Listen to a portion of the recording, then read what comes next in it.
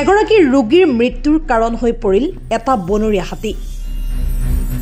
তিনিচুকীয়া জিলাৰ পেঙেৰী ডিগবৈ সংযোগী পথৰ পেঙেৰী সংৰক্ষিত বনাঞ্চলৰ মাজভাগত এটা প্ৰকাণ্ড বনৰীয়া হাতীয়ে আগুচি ধৰিলে এখন এম্বুলেন্স। প্ৰায় 1 ঘণ্টা সময় এম্বুলেন্সখন ৰৈ থাকিবলগীয়া হোৱাত এম্বুলেন্সত থকা ৰোগীগৰাকীয়ে সময়মতে নাপালেগৈ চিকিৎসালয়, যাৰ ফলত এম্বুলেন্সত থকা বিষ্ণু বস নামৰ ৰোগীজনৰ চিকিৎসালয় পোৱাৰ আগতেই মৃত্যু হয়। যুৱ সমাজকৰ্মী সুভাষ তামাঙে নিজৰ এম্বুলেন্সখনত লৈ গৈ আছিল ৰোগীজনক। 9:30 মান বজাত পেঙেৰী চাৰিআলিৰ পৰা মোলৈ ফোন আহে যে আপোনাৰ সোনকালে আহক, এনেকৈ ৰোগী এগৰাকী আছে, চিকিৎসালয় নিব লাগে। আমি ততাতৈয়াকৈ আহোঁ আৰু ৰোগীগৰাকী চাওঁ যে তেওঁ পেটটো ফুলি আছে আৰু লগে লগে আমি মেডিকেল নিয়াৰ ব্যৱস্থা কৰোঁ। পেঙেৰী চাৰিআলিত পাৰ হৈ পেঙেৰী ৰিজাৰ্ভত জংঘলত আমাক হাতীয়ে কমেও 1 ঘণ্টামান ৰখাই দিয়ে আৰু তাত আমাৰ বহুতখিনি সময় নষ্ট হয়। আকৌ আমি তাৰ পৰা ঘূৰি আহি মাৰ্ঘেৰিটা হৈ আপোনাৰ তিনিচুকীয়া RC আগৰত আমি ৰোগীগৰাকীক নিওঁ। তাত নিয়াৰ পিছত খন্তেক সময় পাছতে ৰোগীগৰাকীক RC আগলা হস্পিটেলৰ ডক্টৰসকলে কয় যে মৃত বুলি ঘোষণা কৰে। ডুমডুমাৰ পৰা ৰঞ্জিত ছেত্ৰীৰ ৰিপৰ্ট, এনি ভাৰত 24।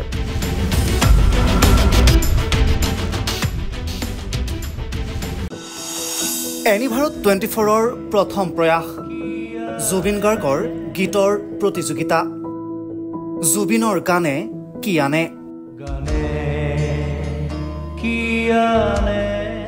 অডিশ্যনৰ বাবে যোগাযোগ কৰক 8638661821 আৰু 8812831556 নম্বৰত। এনি ভাৰত 24 উদ্যোগত এটা নতুন সংগীতৰ প্ৰতিযোগিতা আয়োজন কৰা হৈছে, য'ত মোৰ গানৰ প্ৰতিযোগিতা হ'ব।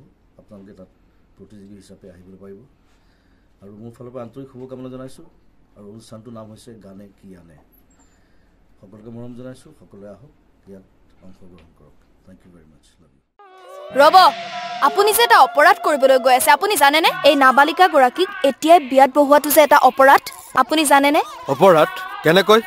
মোৰ ছোৱালী, মোৰ কথা। তুমি যিয়েই নোকোৱা ভূঞা, 18 বছৰৰ তলৰ যিকোনো কন্যা সন্তানৰ বিয়া দিলেই আইনগতভাৱে এক দণ্ডনীয় অপৰাধ। বিয়া দিয়াজন যিমান দায়ী, বিয়া পতাজনো সমানে দায়ী। এতিয়া তাই পঢ়া শুনা কৰাৰ বয়স, খেলা ধূলা কৰাৰ বয়স। তাইক খেলিবলৈ দিয়ক, পঢ়িবলৈ দিয়ক, আৰু চাব এদিন আপুনি তাইক লৈ গৌৰৱ অনুভৱ কৰিব পাৰিব।